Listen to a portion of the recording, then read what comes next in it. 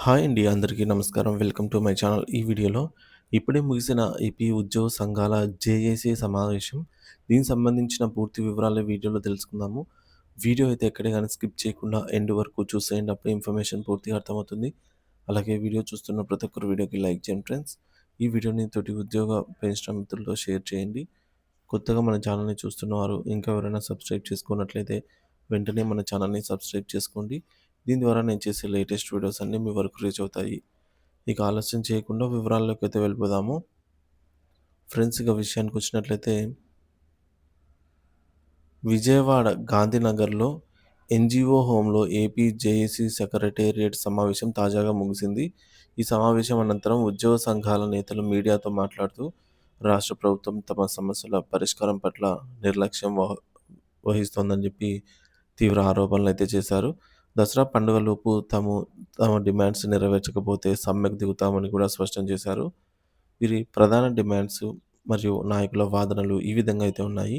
AP JAC chairman ఏవి విద్యాసాగర్ గారు ముందుగా చూసుకున్నట్లయితే ఈయన రాష్ట్ర అభివృద్ధిలో, సంక్షేమ కార్యక్రమాల అమలులో ఉద్యోగుల పాత్ర కీలకంగా అయితే పోషిస్తున్నారని, ఈ అయితే ప్రభుత్వం మాత్రం తమ సమస్యల పరిష్కారంపై పూర్తిగా నిర్లక్ష్యం చూపుతోందని విద్యాసాగర్ ఆవేదన వ్యక్తం చేశారు.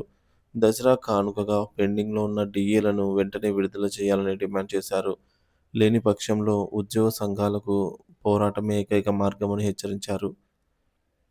JAC secretary general KSS Prasad చూసుకున్నట్లయితే కరోనా మహమ్మారి సమయంలో మరణించిన ఉద్యోగుల కుటుంబాలకు ఇప్పటికీ కారుణ్య నియామకాలు అమలు కాలేదని ప్రసాద్ తెలిపారు.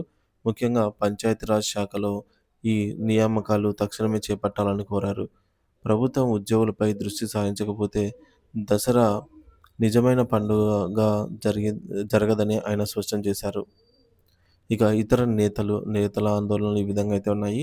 పీఆర్సీ కమిషనర్ నియామకంలో జాప్యం. దాదాపు 25 నెలలుగా పీఆర్సీ కమిషన్ నియామకం జరగకపోవడం రాష్ట్ర చరిత్రలోనే ఇది తొలిసారని ఇతర నేతలు గుర్తు చేశారు. ఇది ఉద్యోగ ఆర్థిక ప్రయోజనాలకు తీవ్ర నష్టం కలిగిస్తోందని ఆవేదన వ్యక్తం చేశారు. ఆరోగ్య కార్డుల సమస్యలు.